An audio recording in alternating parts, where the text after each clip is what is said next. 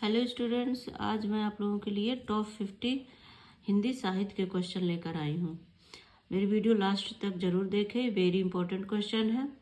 ये आप लोगों के बहुत काम आएंगे, लास्ट तक जरूर देखें इन्हें आप।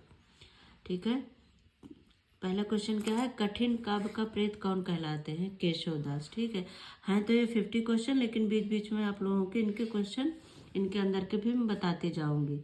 तो केशवदास। ठीक है, कठिन काव्य का प्रेत किसे कहा जाता था? केशवदास के। केशवदास की रचनाएं कौन सी है? मुख्य रचनाएं रसिक प्रिया, कवि प्रिया, रामचंद्र का है ना, रतन बावन, इस तरह से इनके ये रचनाएं हैं।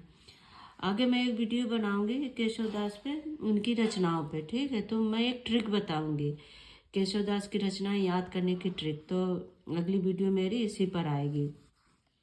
अगला क्या है? आधे अधूरे नाटक के रचनाकार कौन है? तो मोहन राकेश। ठीक है, ज्ञानपीठ पुरस्कार पाने वाले हिंदी के प्रथम साहित्यकार कौन है? तो सुमित्रा नंदन पंत हैं। ठीक है, कब?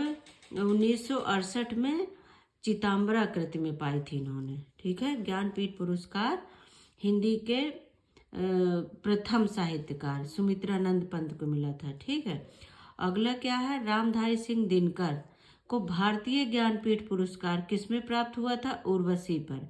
ठीक है, क्या है? देखिए, दोनों साथ में इसीलिए लिखा है क्योंकि इनमें कंफ्यूजन हो जाता है। प्रथम ज्ञानपीठ पुरस्कार पाने वाले सुमित्रानंदन पंत है, वो 1968 में मिला था इन्हें चिताम्बरा कृति में। ठीक है, और रामधारी सिंह दिनकर को मिला था उर्वशी पर। ठीक है, अगला क्वेश्चन क्या है? चांद का मुंह टेढ़ा है काव्य के रचयिता कौन है? तो गजानन माधव, मुक्तिबोध में। ठीक है, चांद का मुख टेढ़ा है काव्य के रचयिता कौन है? गजानन माधव। ज्ञानपीठ पुरस्कार किस क्षेत्र में दिया जाता है? तो साहित्य के लिए। ठीक है, ज्ञानपीठ पुरस्कार किस क्षेत्र में दिया जाता है? तो साहित्य के लिए दिया जाता है।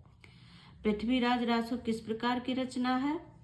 तो ये प्रथम महाकाव्य है। ठीक है, और इसकी रचना किसने की थी? चंद्रवरदाई ने।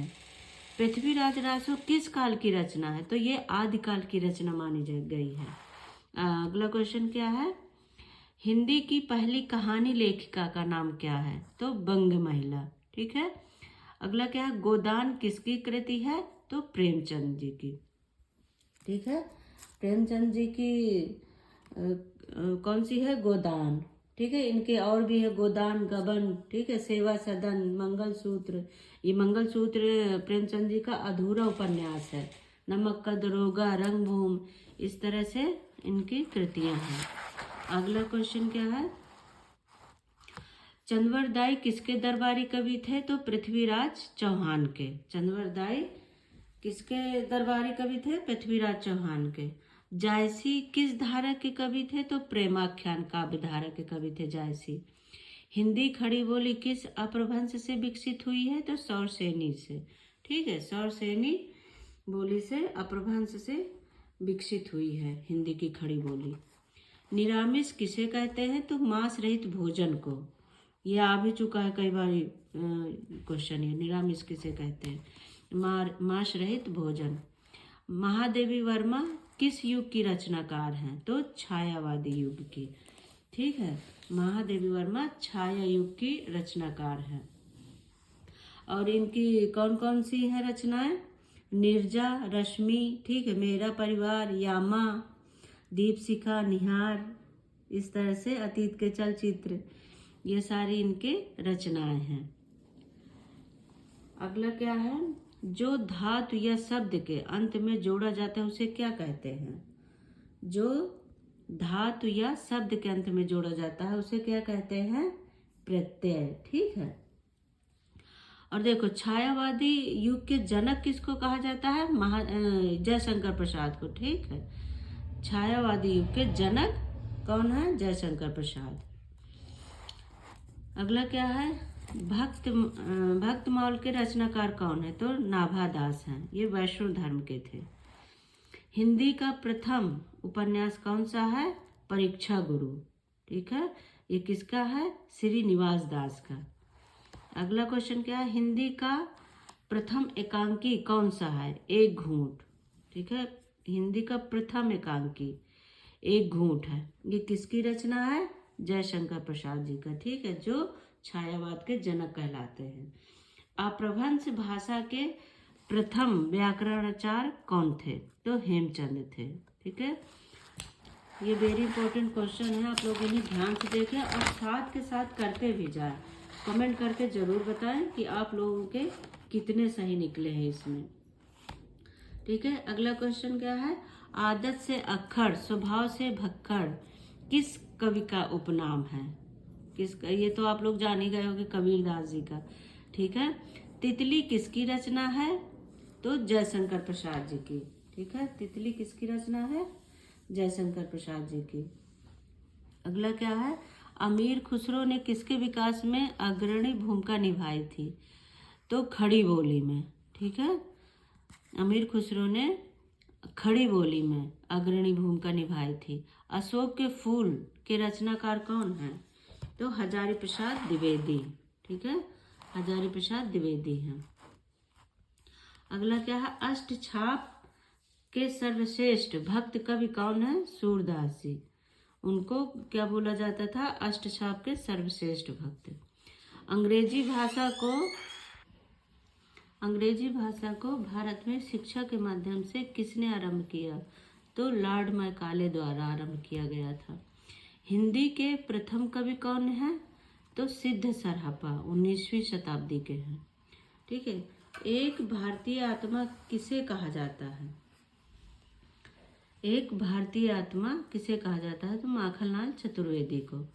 मृगनयनी के लेखक कौन है? वृंदावन लाल वर्मा, ठीक है।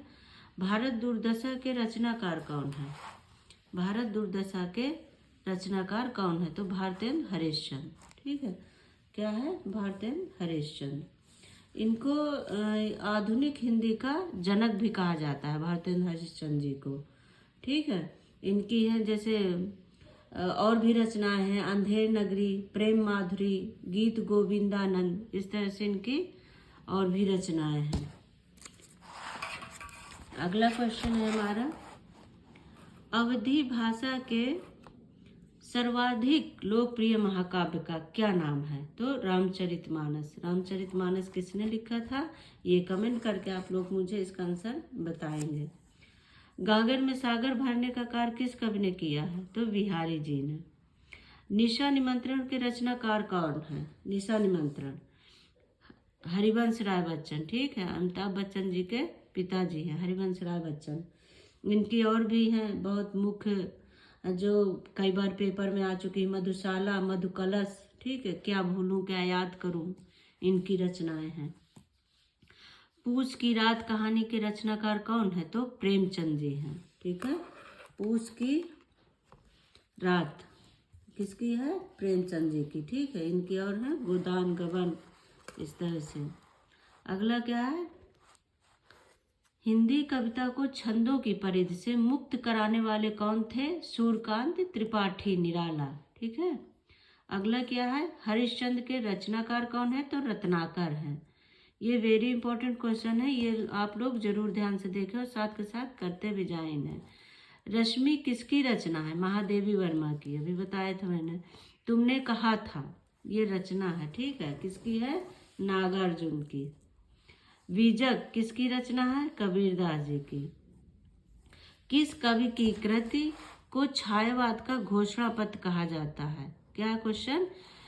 किस कवि की कृति को छायावाद का घोषणा पत्र, वेरी इंपॉर्टेंट क्वेश्चन है ये, कहा जाता है? सुमित्रा नंदन पंत जी को, ठीक है। अगला क्वेश्चन क्या है हमारा?